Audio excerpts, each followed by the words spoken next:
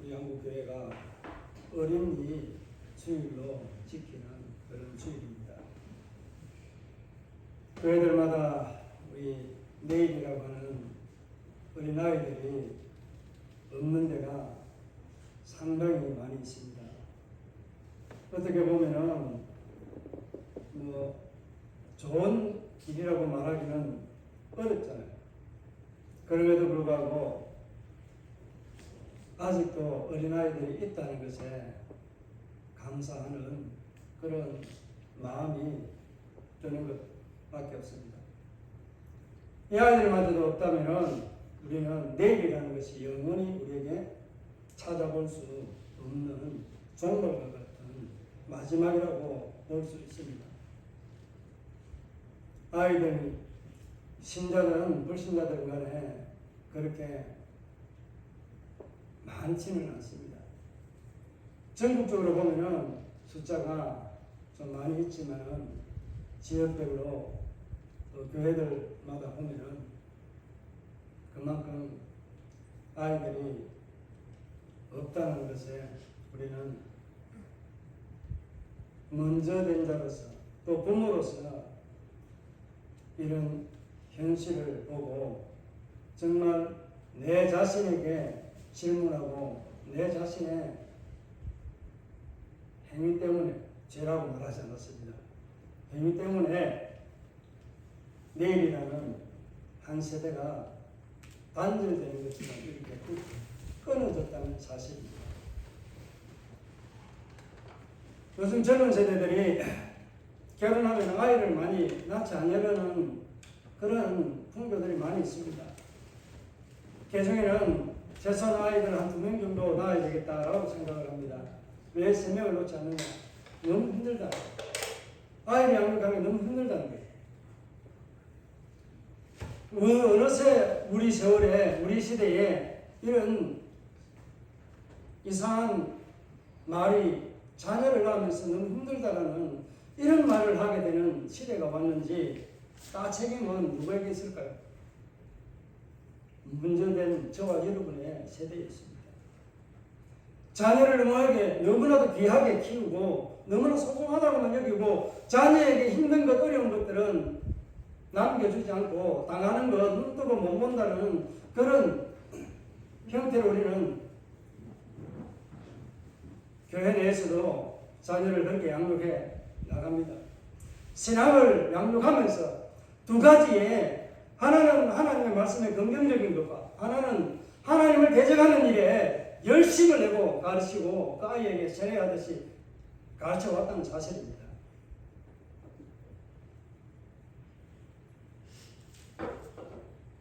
이런 사실은 누구도 부인할 수 없을 겁니다. 저도 마찬가지예요. 누구도 예외 없이 자녀를 이와 같이 양육했습니다. 저도 아직 아이들이 출가를 안 한 아이들이 전부 다입니다.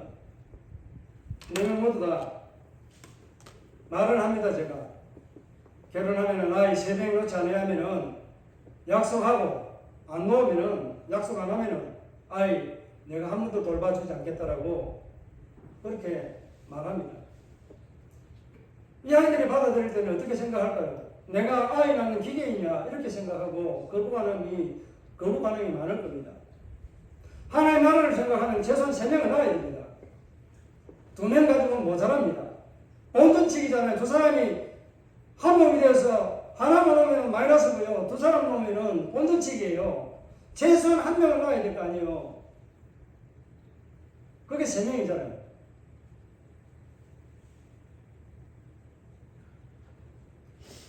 신앙을 말하지만 우리는 하나님의 나라에서 하나님의 나라가 풍성해지고 왕성해지는 정복하고 다스리는 이런 많은 자녀들을 낳아야 됨에도 불구하고 자녀를 많이 놓기는 어려합니다. 왜? 사회적 현실적으로 물질적으로 아이를 양육하고 키우는 데는 너무나도 제약적인 것들이 많이 있습니다. 그럼에도 불구하고 우리는 하나님의 말씀으로 신앙으로 양육하지 아이를 돈으로 양육하면 세상을 따라갑니다. 신앙을 양육하면 하나님을 따라가고 예수를 따라갑니다.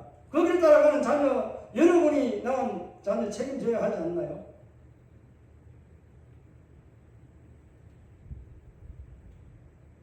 이런 마음으로 우리가 다시 한번 내가 낳지 아니한 아이이지만 나를 통해 놓은 이 아이들이 낳은 손자 손녀들을 보면서 하나님 나라가 왕성해지고 확장되어져가는 그런 은혜가 임하도록 그 길을 걸어갈 때에 대적의 모든 무리들이 평탄해지고 그들이 평지가 되고 사막이 샘이 솟는 강물로 변하듯이 그들의 앞길에 이와 같은 하나님의 다스리심과 보호하심과 간섭하심 있는 자녀들로 살아가도록 축복하시기를 바랍니다.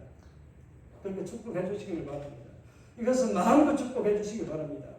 내 돈 되는 거 아니고 하나님의 은혜의 산물로 주어지는 복들입니다.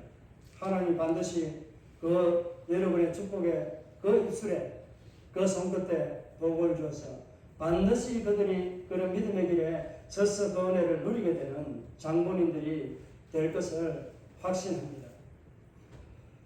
오늘 어린이 주일에서 잠깐 우리가 생각하도록 하는 이 말씀을 잠깐 생각해 보았습니다.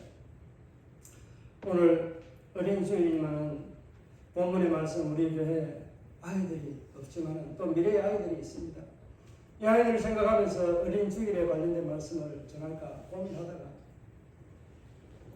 그냥 늘 하는 대로 그냥 이 본문을 그대로 택하고 전하기로 결정했습니다. 오늘 본문에는 이사야가 하나님의 말씀을 받아서 하나님이 특별히 준비해서 그들을 고역에 종으로 팔았다가 다시 70년이 지나면 그때에 내가 다시 돌아오게 할 그 한 사람을 내가 준비하고 그를 내가 기름 부어서 내가 너희들을 이 땅으로 다시 돌아오게 할 그런 일들을 준비하고 있다라는 것을 말씀하고 있습니다. 구체적으로 그가 어떻게 할 것인지에 대해서 오늘 13절까지 말씀을 보면 분명하게 우리에게 말씀해주고 있는 그런 말씀을 볼 수 있습니다. 그런데 하나님의 약속이 구원의 약속, 회복의 약속을 들은 이스라엘의 반응이 오늘 참 희한하게 반응하고 있는 것을 보게 됩니다. 오늘 저와 여러분의 모습도 이와 같지 않는지 한번 여러분 자신을 한번 이 말씀에 비추어서 살펴보시기를 바랍니다. 9절에서 13절까지의 말씀을 보게 되면 이들이 이스라엘이 어떻게 하나님 앞에 행동하는지 두 가지 비유로 말씀하고 있습니다. 토기장이가 그릇을 만든 것에 대해서 말하고 있고요. 부모로서 자녀를 낳았는데 이 자녀가 부모에게 어찌 왜 나를 낳았느냐 하는 이런 존재를 만들었느냐. 나를 부일집에 흙수저 아니 금수저로 만들어서 낳아야 되는데 왜 흙수저로 낳아가지고 내가 이랬느냐. 이런 불평을 하는 이 두 모습을 소개하고 있습니다. 하나님은 하나님의 뜻대로 하나님이 계획하신 대로 그 모든 것을 이끌고 가시고 운행해 가시고 다스리시고 나타내시는 하나님이십니다. 보존하시는 하나님. 이 세상을 창조하시고 그대로 이 질서대로 운행이 되도록 하나님께서 질서를 보존하시고 다스리시고 하나님이 해와 달과 별들을 시즌을 정해서 그들이 그 시즌을 이루어 나가도록 하나님께서 그 정한 때에 정한 시기에 이런 일들이 일어나도록 하나님은 다스리시고 운행하고 계십니다. 이것을 우리는 하나님의 섭리라고 말합니다. 하나님 섭리 가운데 일어나는 이 모든 일들을 하나님께서 계획한 대로 하나님은 이루어 나가신다는 겁니다. 다르게 말하면 하나님께서 계획하고 뜻하신 바, 그 뜻하신 목적에 따라서 하나님은 세상을, 온 우주를 이끌어 나가고 계신다는 것을 말씀합니다. 이스라엘이 자기들이 왜 바벨론 포로로 잡혀가게 되어서 그곳에서 70년의 고역의 생활을 하게 되어야 되는지, 애굽에서 생활하는 것과는 다른 그런 자유함이 있고 은혜를 누리는 그런 시대를 살아가게 되는지에 대해서 말씀해 주고 있습니다. 그들이 떠나는 이유, 바벨론으로 잡혀가는 이유를 뭐라고 말씀하고 있어요? 그들의 죄악 때문이라고 말합니다. 그들이 하나님을 버리고 우상을 섬기고 자신을 섬기는 그런 형국에서 어느 것 하나가 걸려서 내게 복을 주면은 야 이것이 진짜 나의 하나님이다 나의 신이다라고 말하는 그런 비신앙 불신앙 다원주의 종교와 같은 그런 신앙을 살아가고 있습니다. 지금 현재 우리 고신도 역시 마찬가지입니다. 고신이 이렇게 작용되고 물들어가는 이 시간은 이 현상은 왜 일어나는지 여러분 생각해 봐야만 됩니다.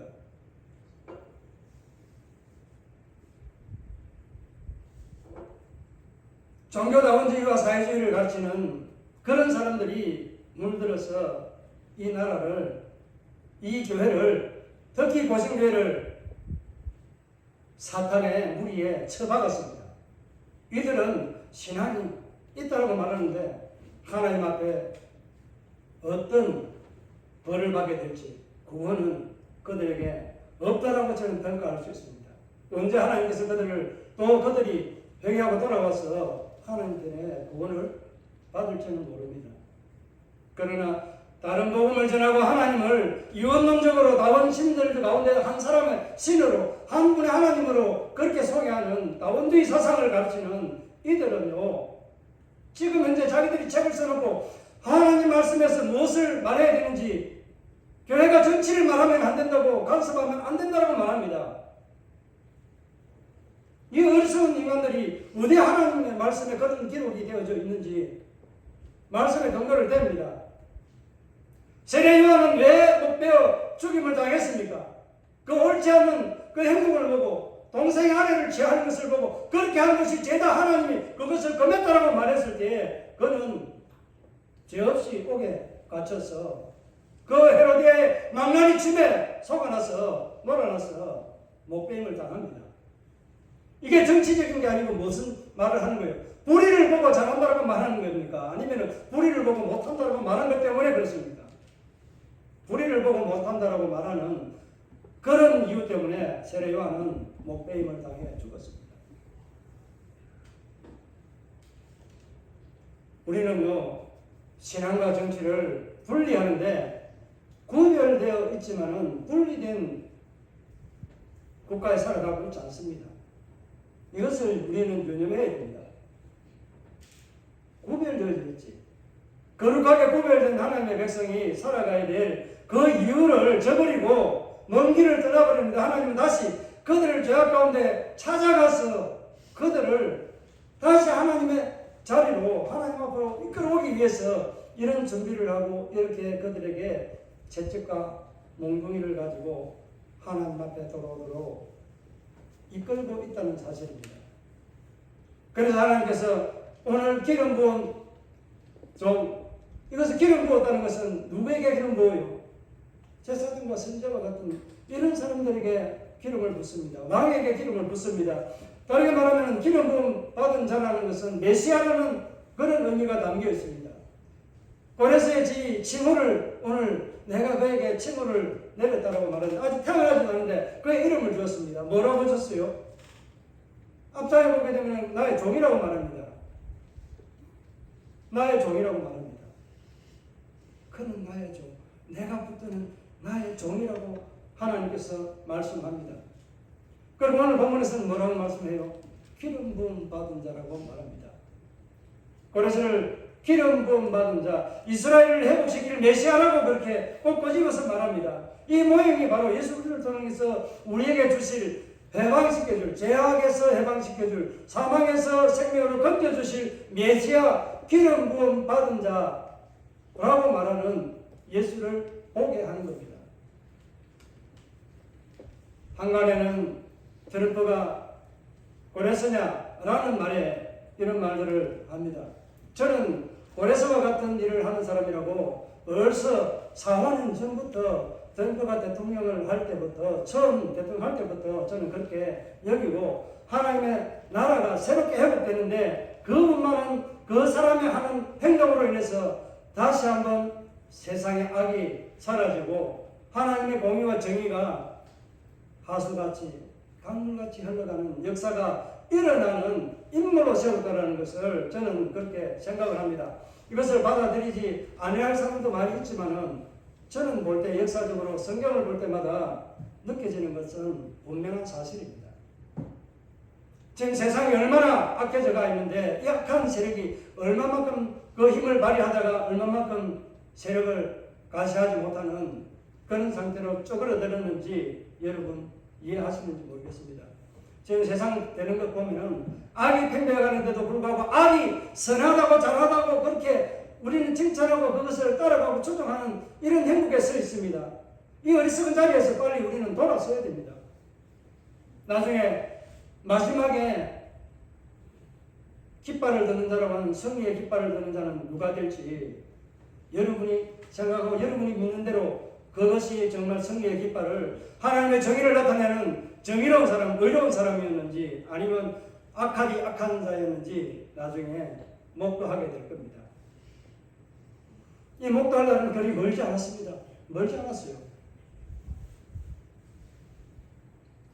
멀지 않았다고 하니까 제가 계속해서 올 초부터 멀지 않았다는 말들을 많이 했습니다. 그러나 이 하루 이틀, 한 달, 두 달, 이 계획은 바뀝니다. 한 달 안에 하려고 했던 것을 아직 사람들이 깨닫지 못하고 그것에 더 열광하게 되면 그 열광하는 자들이 더 악에 얼마만큼 뿌리 박혀 있는지 드러나도록 그 시기를 좀 더 늦추게 됩니다. 그 시기를 늦추는 계기 오늘 바벨론의 포로를 잡혀가게 될 이 일들을 오늘 배워지면 200년 후에 일어날 일들을 대해서 이렇게 자세하게 이야기합니다. 하나님이 아직 세우지도 않은 200년 뒤의 이름을 콕 집어서 오늘 내가 그에게 칭호를 주었다는 말, 종, 목자, 오늘 기름 부음 받은 자라는 이름으로 꼭 집어서 그 고레스라는 이름을 내가 그를 오른손으로 강하게 붙들어서 그를 대적할 자가 없도록 만들어주겠다라고 말씀합니다.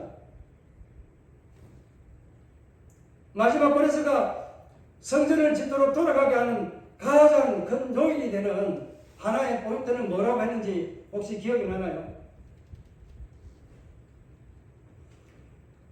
43장에서 하나님께서 이스라엘이 바벨론의 포로에서 돌아올 때에 그냥 돌아오는 것이 아닙니다. 속량이라는 속량물을 고레스에게 주고 하나님은 고레스를 통해서 이스라엘이 돌아오게 합니다. 그 속량물은 어디였는지 아세요? 오늘 본문에도 등장하게 됩니다.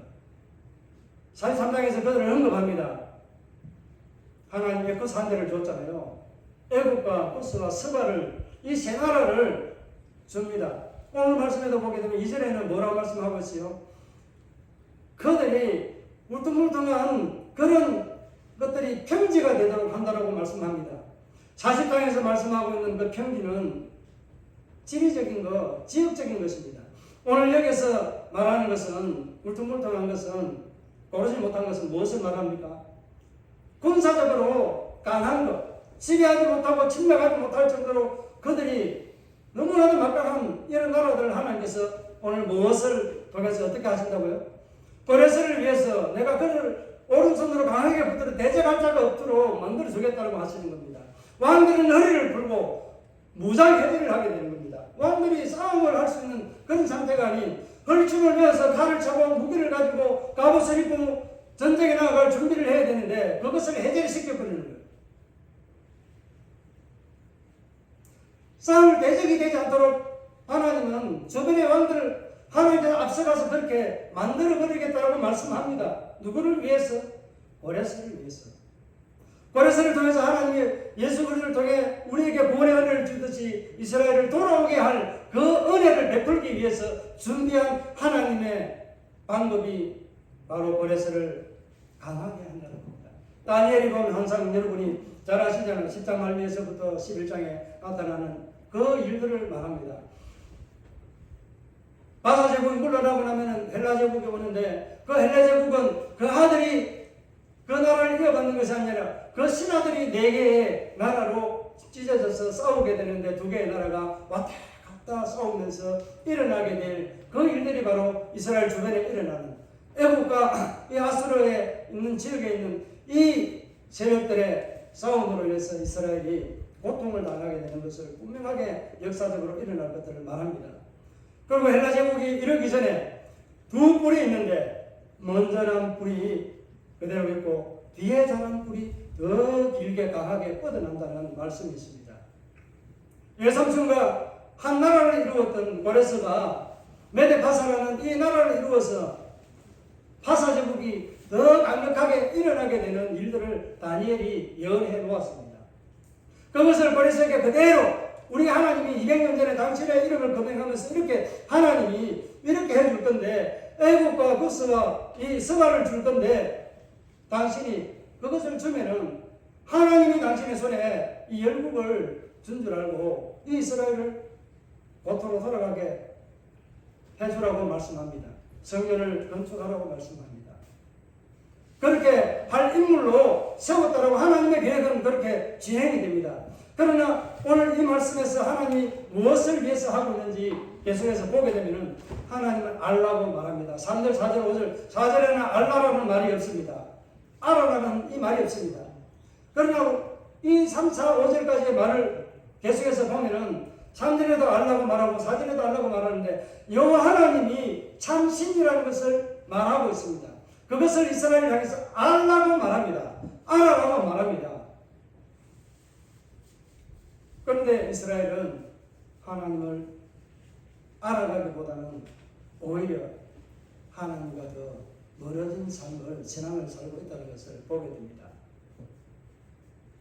6절, 7절을 보게 되면 하나님께서 뭐를 말하고 있습니까? 하나님이 온 세상에 해 뜨는 지역에서부터 해가 지는 데까지, 해 뜨는 곳에부터 해 지는 데까지 온 열방이 하나님을 알게 되는 그런 것을 원하고 있습니다. 또 하나님께서 그렇게 이런 시대가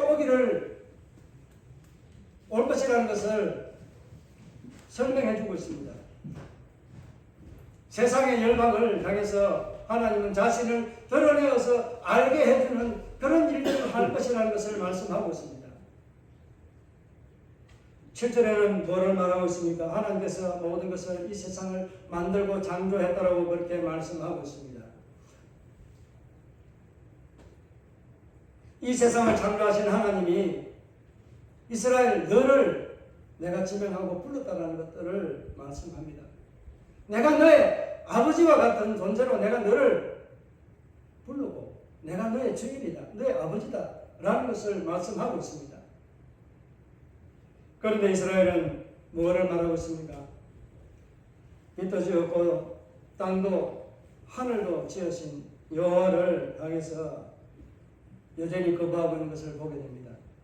8절을 보게 되면 하나님께서 이렇게 말씀합니다. 하늘이여 위로부터 공의를 뿌리며 구름이여 의를 뿌릴지어다. 땅이여 열려서 구원을 싹트게 하고 공의도 함께 운동케 할지어다. 나 여호와가 이 일을 창조하였다라고 그렇게 말씀합니다. 이 일들을 말하는 것은 오늘 8절의 이 말씀은 7절에 있는 말씀 하나님께서 뭘 말했다고요? 하나님 창조주라는 겁니다. 창조주이기 때문에 하나님께서 하나님의 의를 하늘에서 이 구름에서 이 의를 내리면은 오늘 땅이 열리라고 말합니다. 여기서 하나님께서 하나님의 공의와 하나님의 의를 하늘과 구름에서 뿌릴 때에 땅에 있는 이스라엘은 인간은 우리는 무엇을 해야 돼요? 하나님의 의를 받아먹고 열매 맺는 삶으로 살아가야 된다는 것을 말씀하고 있습니다. 오늘 입을 열리고라는 것은 우리가 땅에 있는 사람들이 하나님의 말씀을 듣고 그 말씀에 귀를 기울이고 살아가는 삶을 살아가고 그렇게 말하고 있는 것입니다. 자, 여기서 8절에 보면은 공의도 함께 움덮고 또 땅이 열려서 구원의 싹을 키우라고 말합니다. 여기 싹을 튼다는 것은 싹 키우다는 말은 열매를 말하고 있습니다. 믿음을 고백하는 열매들이 있기를 원하는 거예요. 하나님께서 원하는 것은 뭐라고요? 천지를 창조하고 하나님께서 하늘과 그 구름을 통해서 땅에 뿌릴 때 땅에 있는 백성들이 죄인들이 무엇을 먹고 살아가기를 원하는 거예요. 하나님의 의를 먹고 고백하기를 원하는 거예요. 믿음을 고백하기를 원하는 겁니다. 그렇게 살아가기를 원하는데 이스라엘은 믿음을 고백하기보다는 오히려 하나님을 떠나서 멀리 가버리는 정말 하나님을 변망력한 그런 존재로 여기며 살아가는 그런 존재가 되었다는 것을 보게 됩니다. 그래서 이스라엘을 향해서 하나님께서는 비유하기를 뭐를 통해서 말씀하고 있습니까? 그들이 토기장이가 내가 흙인데 당신이 왜 아름다운 정말 질그릇 같은 이런 그릇을 만들어야 되는데 나를 왜 이렇게 허접한 밥그릇으로 만들었는가? 내가 남들이 보지도 못하고 남들이 바라보지도 못할 어려를 입는 그런 귀한 집에 쓰임받는 그런 그릇을 만들어야 되는데 왜 나를 이렇게 만들었느냐라고 따지고 드는 겁니다. 토기장이가 빚는 것을 흙이 어떻게 토기장에게 따질 수 있어요? 생명 없는 것이 어떻게 생명 있는 것에 따질 수 있는 그런 권한이라도 있습니까?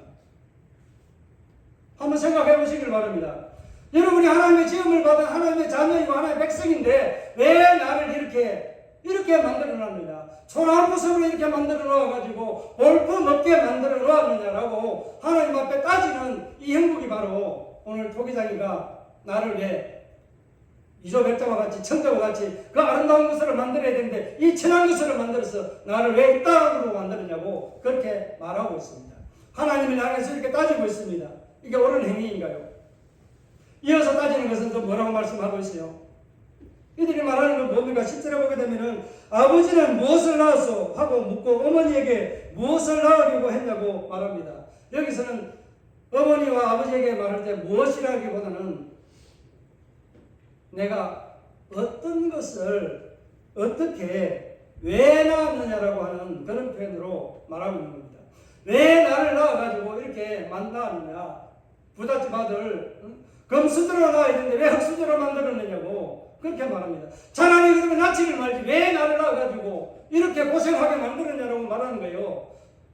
여러분 부모에게 나를 그렇게 말하는 거 나를 이렇게 낳았다고 부모는 나를 이렇게 놓고 싶어 낳았어요.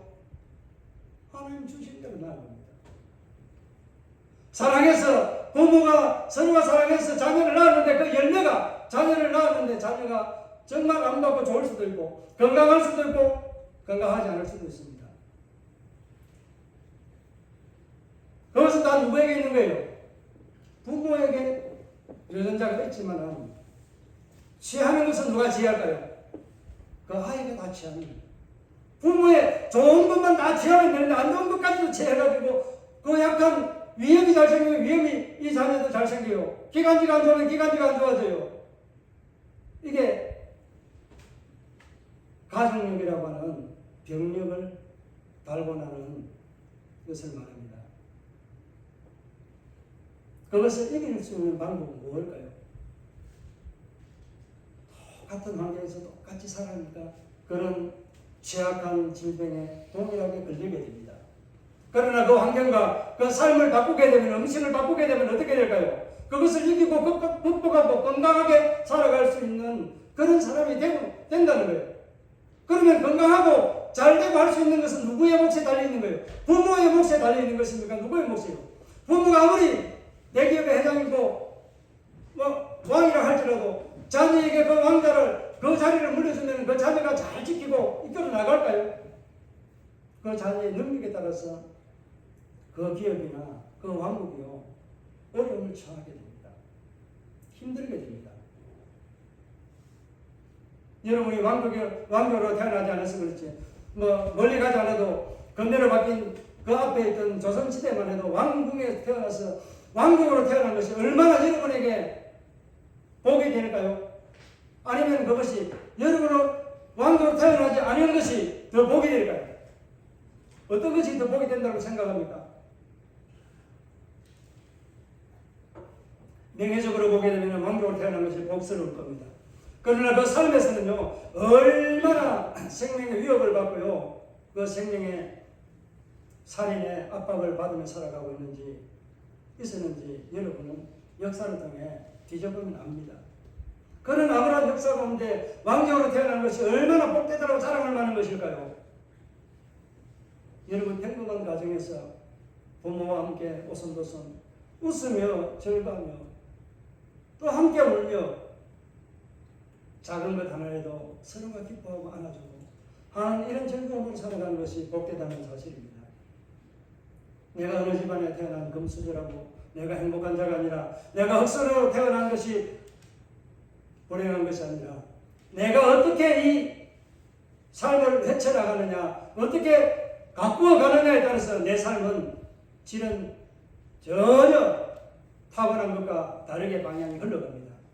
하나님이 이렇게 복과 저주와 하와 생과 산을 내 앞에 둔다라고 말씀하셨습니다. 이스라엘에게 내가 취하는 대로 내가 너에게 갚아주고 너에게 보응해 준다라고 하는 것과 동일합니다. 여러분 어떤 것을 취할 겁니까? 오늘 이스라엘이 하나님이 그들을 보호해주고 간섭해주고 다스려주는 이 은혜들을 저버리고 내가 다 하고 의지하는 것처럼 살아가는 이 모습으로 하나님을 향해서 되어들 수 있는 이런 교만한 마음이 여러분 안에 작동하고 있지 않는지 여러분 한번 자신을 돌아보시길 바랍니다. 정말 하나님을 향해서 내가 하나님을 부끄러워하고 있는지 아니면 하나님을 자랑스러워하며 내 존재 가치를 어떻게 생각하느냐에 따라서 여러분은 하나님의 자녀로서의 살아가는 삶이 질이 달라집니다.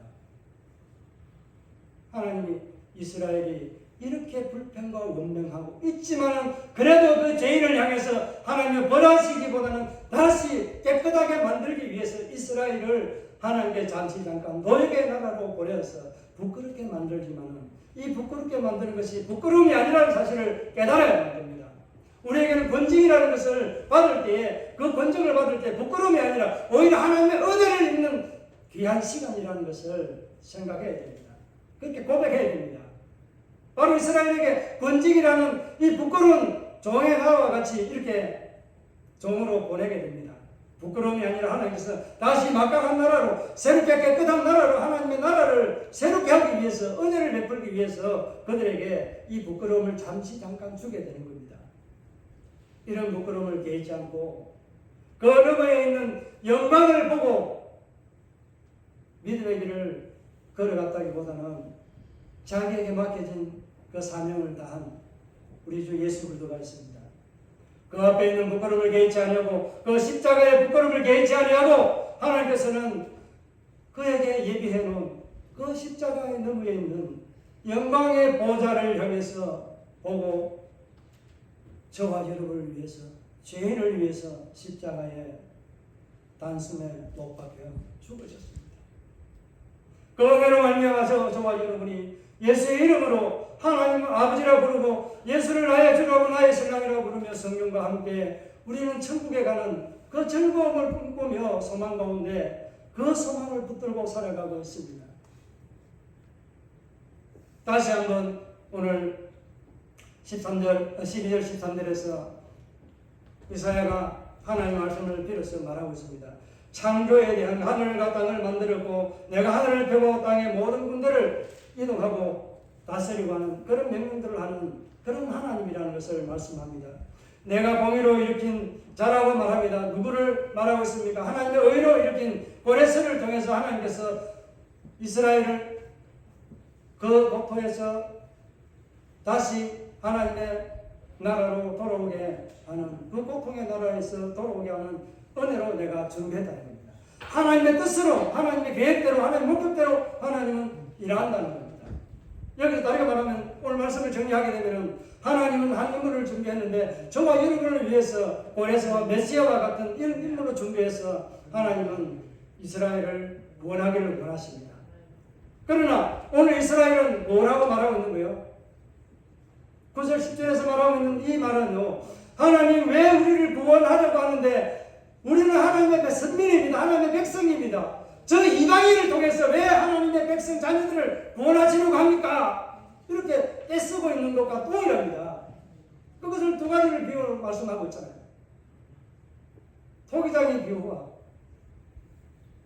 부모 자녀와 관계에서 오는 자녀들이 불평과 원망을 하는 이것을 가지고 하나님 하나님의 방법으로 우리를 구원하고 이끌어 가시는데 어떻게 우리의 사람들 가운데 하나님이 선진을 세워서 구원하시면 되지 왜 이 부끄럽게 이방인을 통해서 구원을 우리에게 베풀려고 합니까? 우리는 그런 구원을 받기 싫습니다. 하나님 우리를 통해서 일하세요. 우리를 통해서 일하세요. 이렇게 말하는 거예요. 하나님 우리를 통해서 나를 통해서 일하라고 말하면서 나는 오히려 하나님 앞에 불판과 원망을 하고 있으면서 어떻게 나를 통해서 일하라고 말합니까?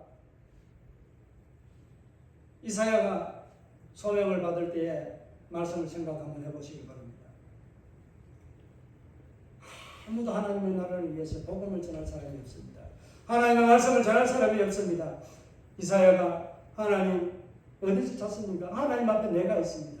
내가 여기 있습니다. 나를 보세요. 하나님 나를 보고 나를 보내세요. 내가 여기 있습니다. 라고 나를 다른 데 찾지 말고 여기 있는 나를 찾아서 나를 보고 하나님 사용하세요 하는 거잖아요.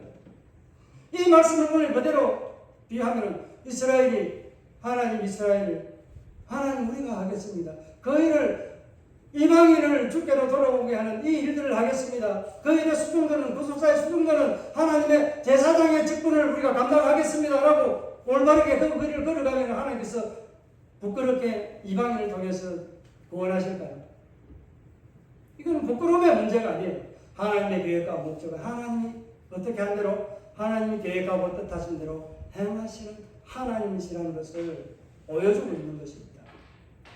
한 가지는 이스라엘이 자기는 하기 싫고 다른 사람이 하는 것은 부끄럽고 내가 하지 않으면 안 되는 것처럼 생각하는 그런 오만함과 교만함이 싹터 있는 이스라엘을 보면서 오늘 저와 여러분이 하나님 앞에 부끄럼 없는 오늘 이스라엘이 불평과 원망으로 하나님 앞에 떼쓰는 이 모습을 보면서 저와 여러분은 하나님 앞에 원망과 불평으로 떼쓰는 그런 자가 아니라 오히려 하나님의 말씀을 따라 순종하고 하나님의 영광을 드러내는 그런 믿음의 일꾼으로 쓰임받게 되는 사람이 되게 해달라고 또 하나님의 자녀가 되게 해달라고 우리가 기도하면서 하나님 의를 붙잡고 오늘 이 말씀에 불평과 원망이 우리 안에서 사라지는 그런 삶의 말씀으로 역사하게 해달라고 기도하며 나가기를 원합니다. 이 말씀을 생각하면서 우리 잠깐 하나님 앞에 우리 결단하는 시간을 가지도록 하겠습니다. 우리 하나님 앞에 결단하도록 하겠습니다. 우리 하나님 앞에 결단합니다.